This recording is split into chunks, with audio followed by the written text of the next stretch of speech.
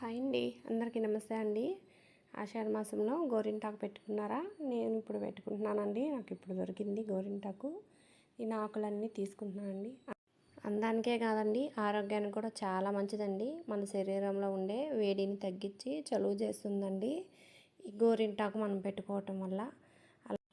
మనం తలకి గోరింటాకు పెట్టుకుంటే తలలో ఉండే వేడిని అంతా తీసేస్తుందండి. అలాగే సహజమైన రంగునిస్తుంది, మెరుపును అందిస్తుందండి. మనం గోరింటాకు పెట్టుకోవటం వల్ల చుండ్రుతో బాధపడుతుంటే ఆ చుండ్రుని తగ్గించి జుట్టు రాలటాన్ని కానీ తగ్గిస్తుందండి. మనం గోళ్ళకి ఇన్ఫెక్షన్లతో బాధపడుతుంటే ఆ ఇన్ఫెక్షన్లు కానీ తగ్గించుకోవచ్చండి.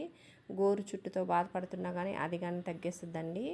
చూడండి, గోరింటాకు అంతా ఒలిచేసుకున్నాను. ఇప్పుడు మిక్సీ జార్లో వేసుకున్నానండి. గోరింటాకు ఎర్రగా పండాలంటే ఒక సగం లెమన్ పిండుకున్నానండి. రసం విత్తనాలు తీసేసి ఒక స్పూన్ అంతా చక్కెర వేసుకున్నాను, ఒక స్పూన్ పెరుగు వేసుకున్నాను.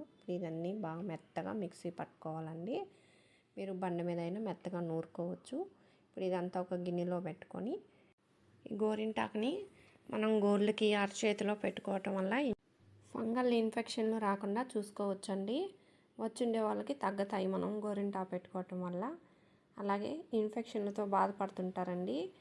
యూరిన్ మంటని, కాళ్ళు మంటని, అరిచేతులు, అరికాళ్ళు బాగా మంటలు అంటుంటారు. మనకి కళ్ళు కానీ మంట అంటున్నారు.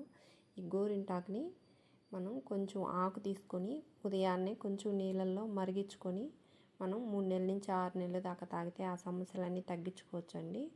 ఆయుర్వేదంలో ఈ గోరింటాకుతో చాలా సమస్యలు తగ్గించుకోవచ్చండి.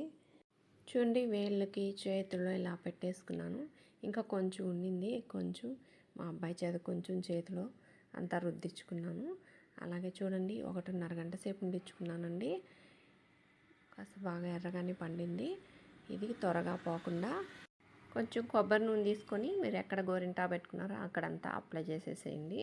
త్వరగా పోదండి, మనకి కొంచెం ఎక్కువ రోజులు ఉంటుంది మన గోరింటాకు. వీడియో నచ్చితే లైక్ చేసి మా ఛానల్ని సబ్స్క్రైబ్ చేసుకోండి. Thank you for watching.